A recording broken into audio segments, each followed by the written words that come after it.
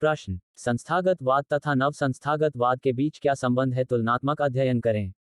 अथवा, पुराने और नए संस्थागत दृष्टिकोण के बीच अंतर क्या है, आलोचनात्मक परीक्षण करें। उत्तर, पुरानी संस्थावाद राजनीति के अध्ययन के लिए एक दृष्टिकोण जो सरकार के औपचारिक संस्थानों पर केंद्रित है। नया संस्थागतवाद एक सामाजिक सिद्धांत जो संस्थानों के समाजशास्त्रीय दृष्टिकोण को विकसित करने पर ध्यान केंद्रित करता है, जिस तरह से वे बातचीत करते हैं उसके अनुसार समाज पर संस्थानों का प्रभाव पड़ता है।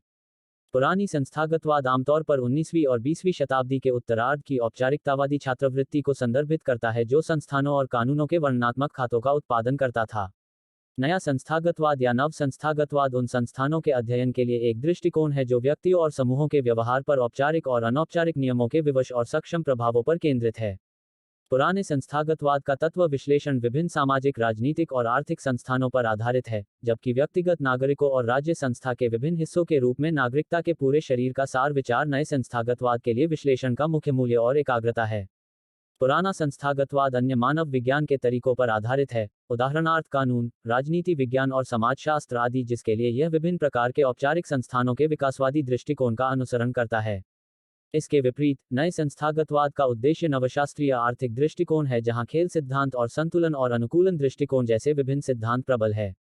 पुराने संस्थागतवाद की मुख्य एकाग्रता नागरिकों के सामूहिक कार्यों पर सदस्यों के एक अलग निकाय के रूप में है। यह 20वीं सदी के मध्य के दौरान उभरे व्यक्तिगत व्यवहार के दृष्टिकोण को नजरअंदाज करता है। परिणामस्वरूप, पारंपरिक संस्थागतता की प्रक्रिया के माध्यम से व्यक्तियों के कार्यों में परिवर्तन को ध्यान में नहीं रखा जाता है। दूसरी ओर, नया संस्थागतवाद व्यक्तिगत संस्थागत तंत्र के सदस्यों के रूप में व्यक्तिगत कार्यों, विकल्पों और निर्णयों के बारे में व्यापक चर्चा को इंगित करने का प्रयास करता है, चाहे वह राजनीतिक, आर्थिक या सामाजिक सांस्कृतिक हो। किसी व्यक्ति की व्यवहारिक स्वतंत्रता को नए संस्थागतवाद में स्वीकार किया जाता है और व्यापक रूप से चर्चा की जाती है। पुरानी सांस्थानिकता प्रकृति में आगमनात्मक है, जिसका अर्थ है कि यह सामूहिक व्यक्तिगत क्रियाओं के सामान्य सिद्धांतों से संबंधित अंतर्विरोधों में तार्किक कटौती से संबंधित है। दूसरी ओर, नए संस्थागतवाद का उद्देश्य व्यक्तिगत और संस्थागत व्यवहार के कटौतीत्मक तर्क पर है, जहां यह तर्क पर आधारित है, सामान्य निष्कर्ष तक पहुंचने के लिए विशेष तथ्यों से आगे बढ़ रहा है। पुराने संस्थागतवाद में संस्थानों की मुख्य भूमिका अलग अलग सामाजिक, राजनीतिक और आर्थिक स्थितियों के आधार पर व्यक्तियों की वरीयता को आकार देने तक सीमित है। दूसरी ओर, नया संस्थागतवाद व्यक्तियों को उनके अधिकारों, विशेषाधिकारों और विभिन्न संस्थानों की शर्तों के संदर्भ में व्यापक सीमा प्रदान करने का कार्य करता है। संस्थागत सीमा की चयन की स्थिति, सूचना और सीमाएं नए संस्थागतवाद के महत्वपूर्ण निर्णायक है। 19वीं और 20वीं शताब्दी में व्यवस्थित साहित्य और सामाजिक सिद्धांतकारों के कार्यों के साथ पुरानी संस्थागतवाद का उदय हुआ। अर्थव्यवस्था के लिए पुराने संस्थागत दृष्टिकोण ने थोरस्टीन वेबलन के काम में अपनी प्रतिभा दिखाई।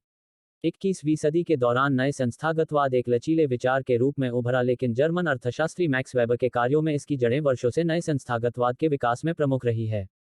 पुराने संस्थागतवाद काफी हद तक जॉन डेवी, थोरस्टीन वेबलन, डीज के कार्यों से प्रभावित हुए हैं। कॉमन्स और वेस्ले मिशेल ये सभी 19वीं और 20वीं सदी के विचारक थे। वेबलन के the theory of the leisure class 1899 ने पारंपरिक संस्थागत दृष्टिकोण के विकास को बहुत प्रभावित किया है। दूसरी ओर, नया संस्थागतवाद रोनाल्ड कोसे, गैरी बेकर, डगलस नॉर्थ और जॉन बुकानन, जिन्होंने यह विचार बनाया कि संस्थानों को आर्थिक रूप से सफल होने की आवश्यकता है, उन्हें संस्थानों की दुनिया में वैधता स्थापित करने की आवश्यकता है। प्रस्तुति समापन। आपका धन्यवाद। Disclaimer. This notes has been made after a lot of research, yet the accuracy of the answers may vary. The author assumes no responsibility or liability for any errors or omissions in the content of this notes.